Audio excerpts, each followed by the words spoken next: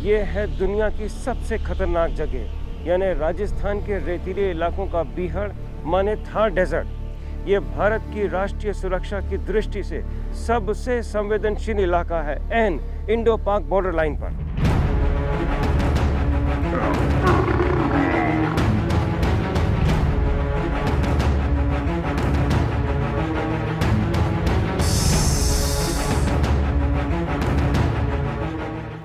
राष्ट्रीय सुरक्षा सीरीज के इस एक्सक्लूसिव एपिसोड में रेत के उन भयानक टीलों के दुर्लभ दृश्य जो 24 घंटे के अंदर अपनी जगह बदल लें और बीएसएफ का काम बढ़ जाए।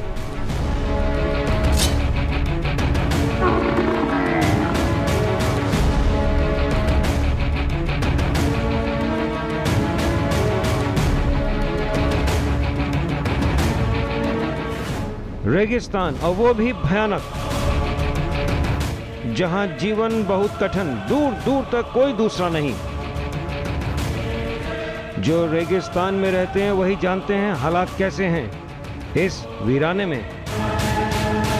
यह है कभी ना भूलने वाला राजस्थान का थार मरुस्थल, ऐसा रेगिस्तान जो विश्व भर में प्रसिद्ध है इन रेत के टीलों के लिए, जो अजीबोगरीब ढंग से अपना स्थान बदलते हैं।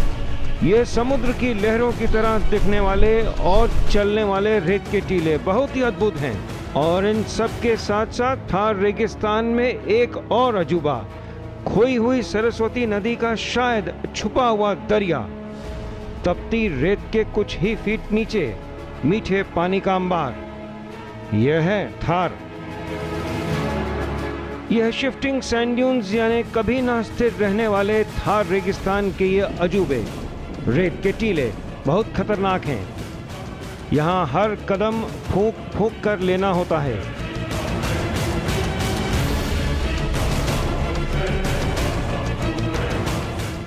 यह स्थान वीर गाथाओं और शूरवीरों के बलिदानों से जानी जाती है।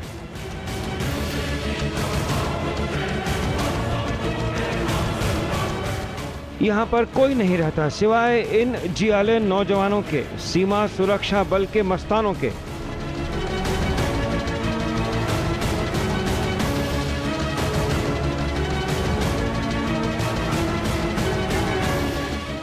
भारत की राष्ट्रीय सुरक्षा की दृष्टि से थार एक अत्यंत संवेदनशील इलाका है, पाकिस्तान वाली अंतर्राष्ट्रीय सीमा से चिपका हुआ। यह कंटीले तार आगाह करते हैं कि पाकिस्तान की सरहद सामने है और हमारा पड़ोसी बिल्कुल भरोसे के लायक नहीं है, इसलिए होशियार रहो। राष्ट्रीय सुरक्षा के इस एक्सक्लूसिव एपिसोड में हम देखेंगे कि बीएसएफ और उसकी फौज कैसे इस मुश्किल मुकाम पर तैनात है। राज्यसभा टीवी के कैमरे थार डेजर्ट के उस कोने में पहुंचे जहां का मंजर पहले कभी ना देखा गया।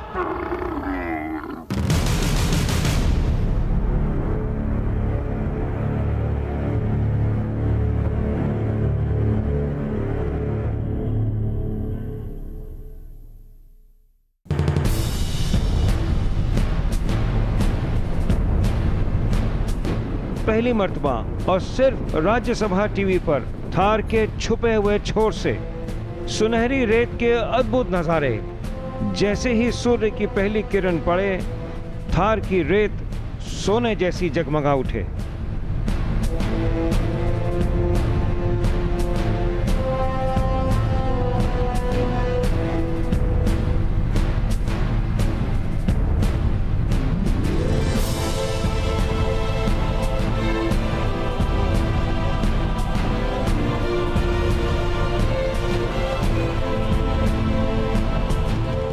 थार के जिन इलाकों में बीएसएफ की तैनाती हुई है, वहां पानी की हर बूंद की कीमत सोने से आंकी जा सकती है।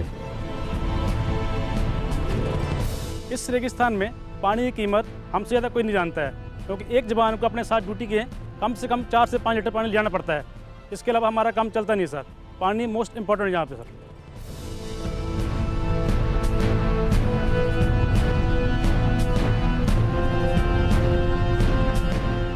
कब ये रेत के टीले अपना स्थान बदल लेंगे, किस दिशा की ओर बहने लगेंगे, किसी को कुछ पता नहीं। इस पृथ्वी पर यह अद्भुत नज़ारा केवल 2 स्थानों पर दिखता है, अफ्रीका के सहारा रेगिस्तान में और यहाँ भारत में राजस्थान के थार डेजर्ट में। वह जगह जैसलमेर से करीब 125 किलोमीटर दूर भारत पाक सीमा सरहद पर कर्फ्यू वाले इलाके में। सन 65 की लड़ाई के बाद जब भारत और पाकिस्तान की पश्चिमी छोर पर बंटवारे वाली अंतर्राष्ट्रीय लाइन खींची गई, तब से हमारे पड़ोसी ने इन रेतीले टीलों को निशाना बनाया हुआ है। पाकिस्तान लगातार अपनी नापाक कोशिश करता है कि कैसे घुसपैठियों द्वारा चोरी छुपे थार रेगिस्तान के रास्ते भारत में सेंधमारी की जाए।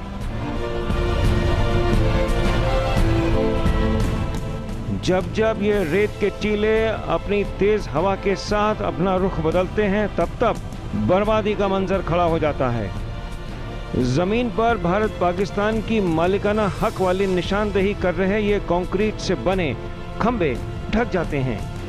तब इन पर लोहे की ऊंची ऊंची बड़ी बड़ी छड़ें गाड़ दी जाती हैं ताकि पता रहे कि भारत की जमीन की सीमा कहां तक है।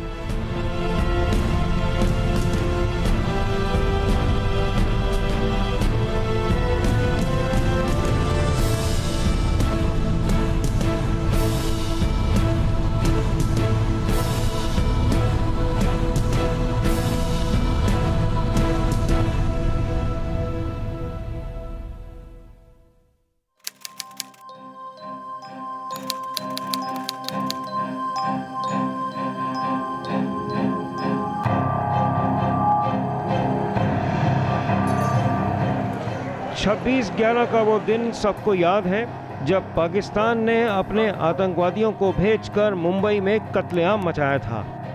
उस दिन के बाद भारत ने अपनी पश्चिमी सरहद पर चौकसी बढ़ा दी है।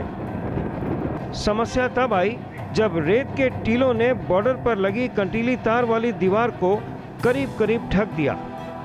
बीएसएफ का काम बढ़ गया, पर तुरंत नया इंतजाम कर दिया गया।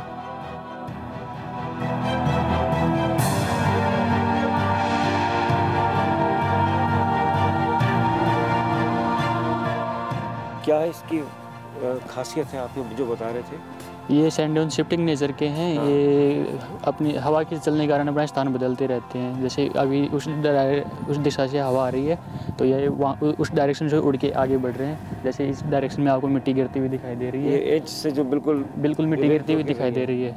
इसके बाद में ये आगे बढ़ते रहेंगे। जैसे अभी ये सैंड ड्यून यहाँ पे है, ये आगे बढ़ जाएगा। यहाँ पहुँच जाएगा कितने दिनों में? कितने? ये हवा के ऊपर डिपेंड करता है। जैसे अभी सर्दियों में काफ़ी धीरे चलेंगे, लेकिन गर्मियों में एक रात तक भी आगे बढ़ जाते हैं। एक रात में आगे आ जाएगा? बिल्कुल, एक रात तक ये आगे बढ़ जाएगा और ये यहाँ से पूरा गायब हो जाएगा।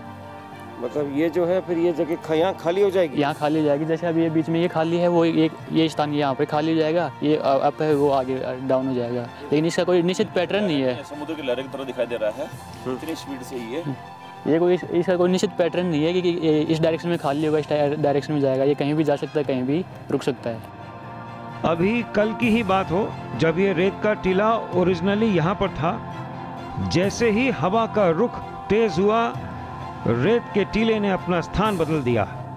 इस दौरान बीएसएफ के जवान पूरे इलाके पर पैनी नजर रखे हुए थे।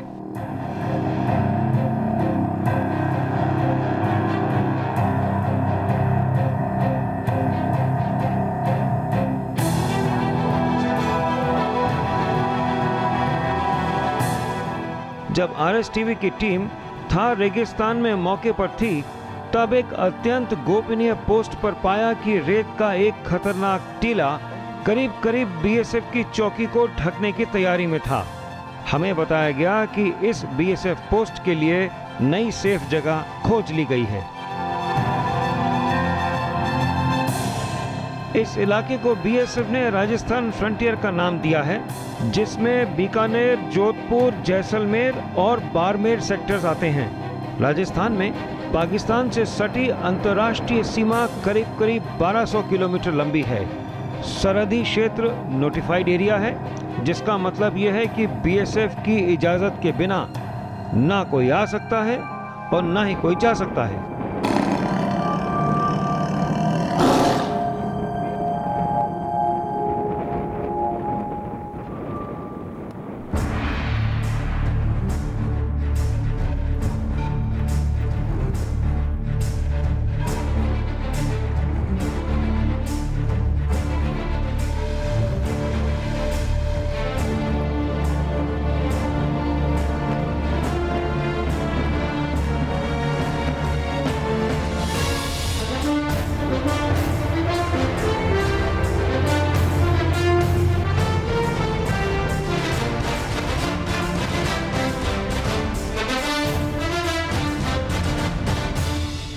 रात के अंधेरे में भी टेढ़ा मेढ़ा बॉर्डर बीएसएफ के पहरे पे रहता है।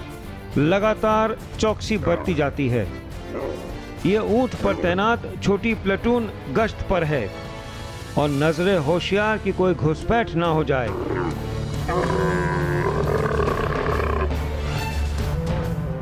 रात के अंधेरे में भी हर कोना साफ साफ दिखना चाहिए।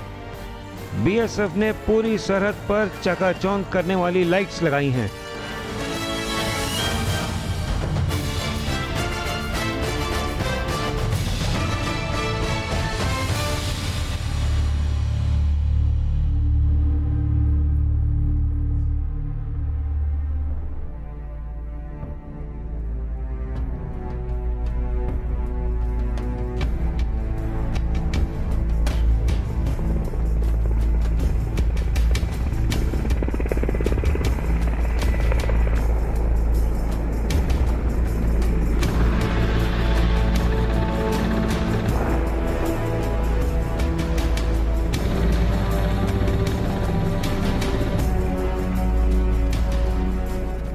वक्त वक्त पर बीएसएफ के सर्वोच्च और आला कमान के अफसर सरहद पर इंस्पेक्शन करने आते रहते हैं।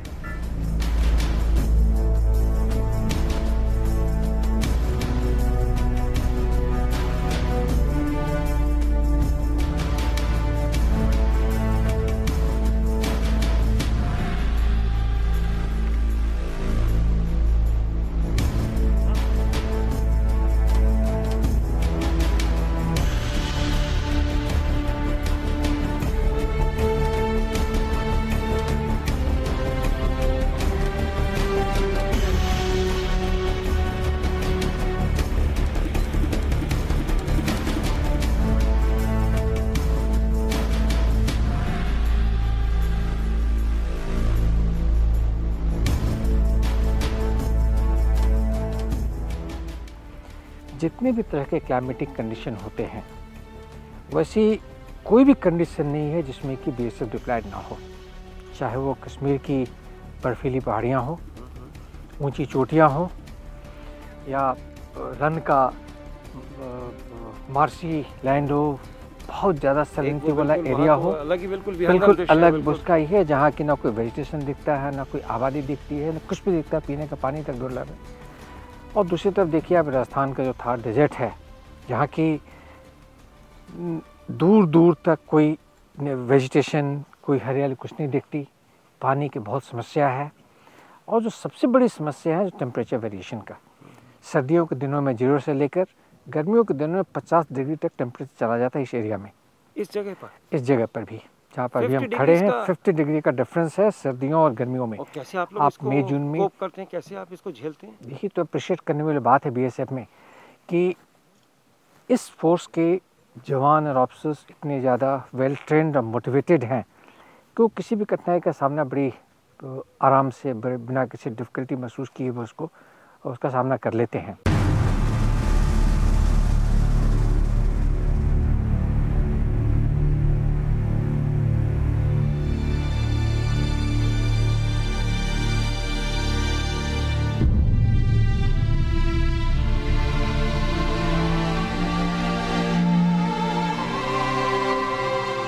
इस बीहड़ वीराने में बीएसएफ को मालूम है कि जिंदा कैसे रहा जाता है, कौन कौन सी जड़ी बूटी या कौन सा लोकल फल खाया जा सकता है। बीएसएफ के जवानों को पूरी जानकारी रहती है।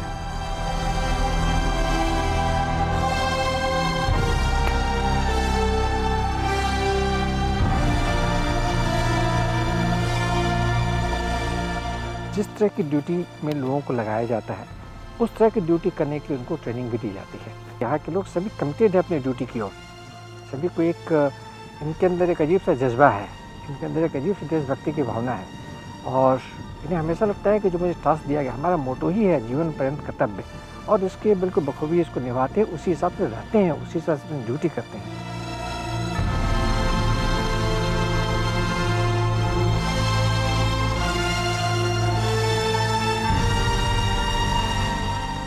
हर जवान को आए दिन इन ऊंचे ऊंचे ऑब्जर्वेशन टावर्स पर तैनाती करनी होती है। जरूरत का हर सामान यहाँ मुहैया होता है और टेंशन भरी ड्यूटी के बाद कुछ सुस्ता लिया जाए, इसका इंतजाम भी है।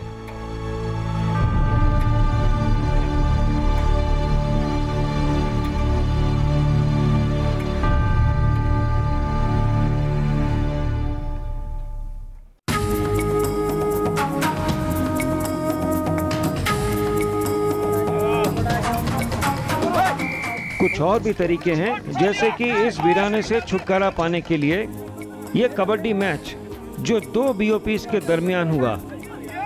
किसको पता था कि थार के इस तपते रेगिस्तान में, जहां 100 किलोमीटर दूर तक कोई दूसरा नहीं, वहां ये कबड्डी मैच, तेज तरार मैच।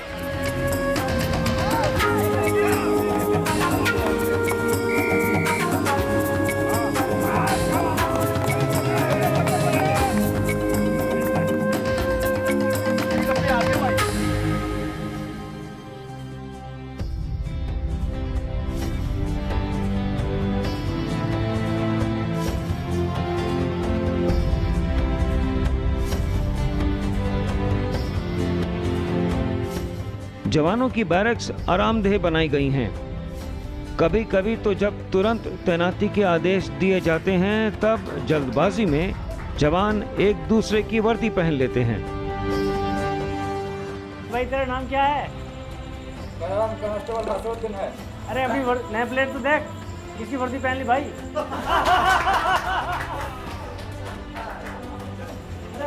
ड्रेस क्यों चेंज करते हैं? नेम प्लेट चेंज कर देते हैं।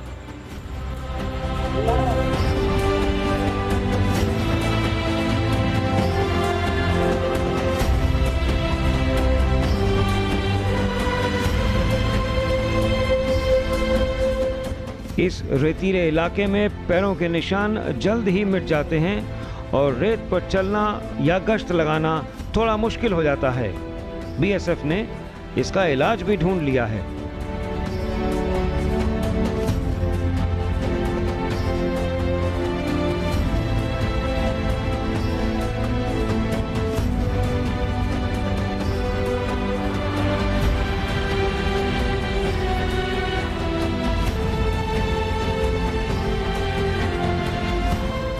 और अब बारी आती है एक जबरदस्त खबर की। BSF ने हाल में ही एक नया जंगी वाहन लिया है जो तपते रेगिस्तान की रेत के हर टीले पर तेजी से दौड़ जाए।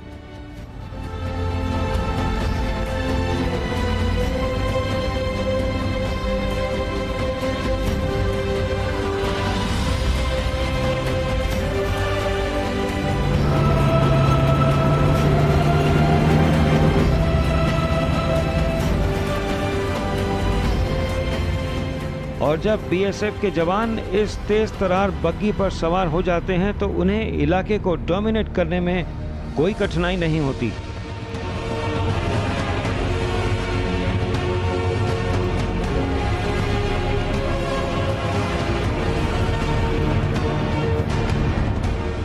ये थार वाली बग्गी जवानों में काफी पॉपुलर हो गई है।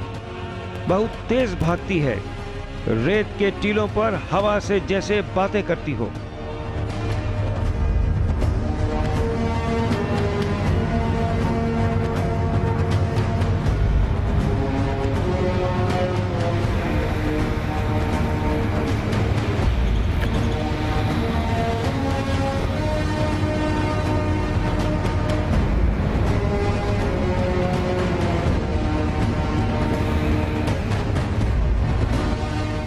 और यदि कभी कभार ये बग्गी रेत में धंस जाए तो मिनटों में इसका इलाज हो जाता है। थोड़ा इधर से हिलाओ, थोड़ा दूसरी तरफ से, कुछ रेत के पहिए के सामने से रेत हटाओ और फिर बग्गी स्टार्ट।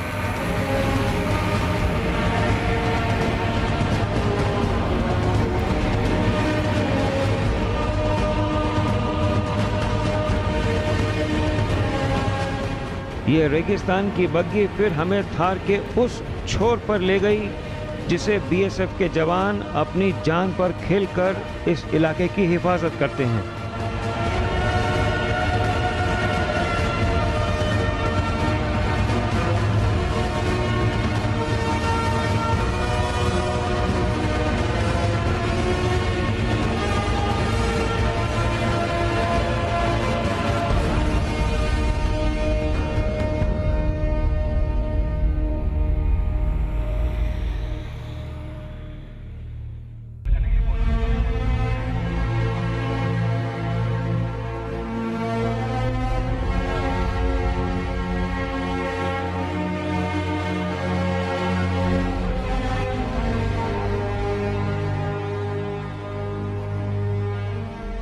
ये बहुत बेशकीमती इलाका है।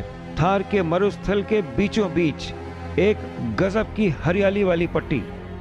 कहते हैं कि शायद यहाँ कभी दिव्य सरस्वती नदी का एक बड़ा हिस्सा बहता था। पौराणिक ग्रंथों में भी इसका जिक्र है। ये दरख्त, ये पेड़ 100-200 साल पुराने हैं, अभी भी हरे भरे हैं।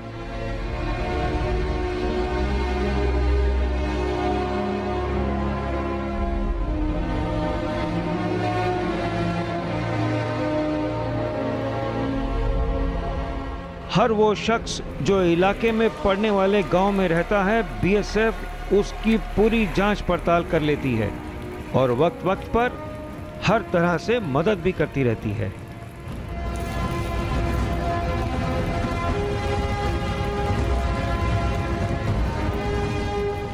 इस भूले हुए सरस्वती नदी के दरिया में पानी बहुत मीठा है।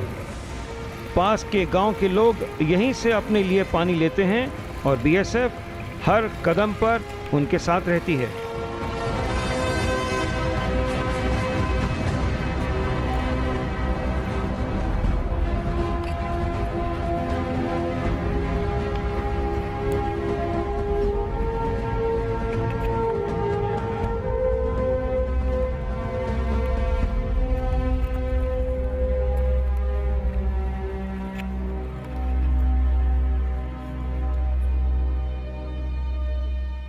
ये साहब इस रेगिस्तान में देखिए एक चमत्कार ही है, क्योंकि ये लंबी पट्टी है, इंडिया से पाकिस्तान की तरफ को जा रही है और काफ़ी लंबी पट्टी है, छोटी नहीं है, करीब 1 किलोमीटर चौड़ी और लंबाई में तो पता नहीं कितने हैं। इसमें पूरी हरियाली है और इसके चारों तरफ जो है दंड यानी बाहर में इसके काफ़ी बड़ा रेगिस्तान है। ये एक अजूबा ही माना जा रहा है। यहाँ पर जब फेंसिंग लगी होगी तो 20 फीट पर जो पानी निकला हुआ, 15 से 20 फीट पर, जिस पानी को हम कैंप के लिए इस्तेमाल करते हैं।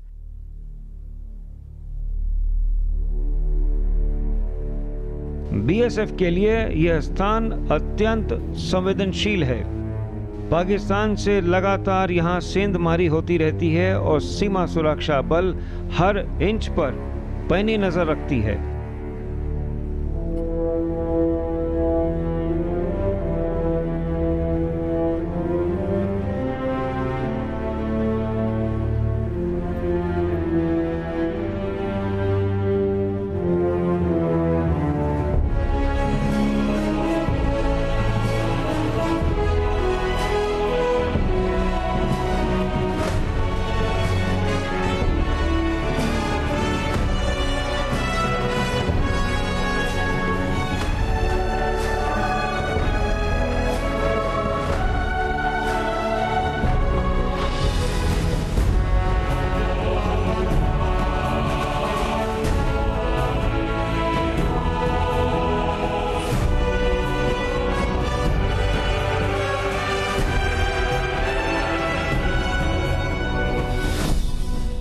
राजस्थान के दूसरे इलाकों में गत वर्षों में अच्छी मानसून हुई है।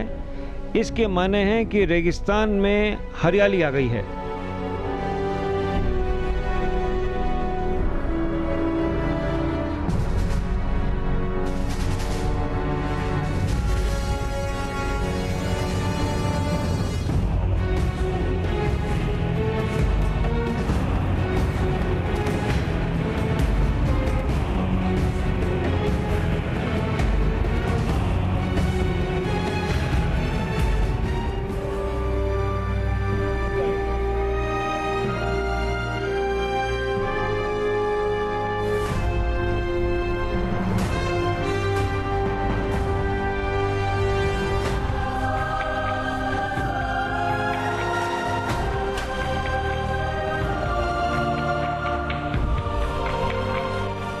बीहड़ गर्मी हो या सर्दी, सीमा सुरक्षा बल के जवान दुश्मन से मुकाबला करने को हमेशा तैयार रहते हैं।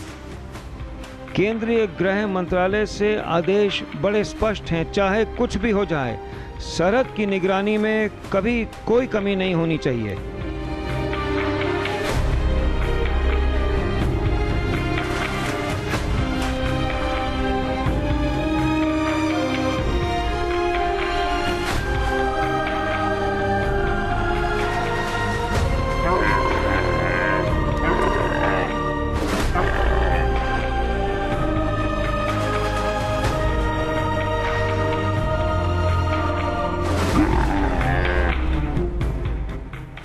थी हमारी एक बेहद खास पेशकश थार रेगिस्तान की अजीबोगजब दुनिया की। इस रेगिस्तान पर यदि कोई फतह कर पाया तो वो है बीएसएफ और उसके जंगी जवान। मैं विनीत दीक्षित अपने साथी कैमरामैन दुश्मन था और एम एस सुरेश के साथ आपसे अब इजाजत लेता हूं। नमस्कार, जय हिंद।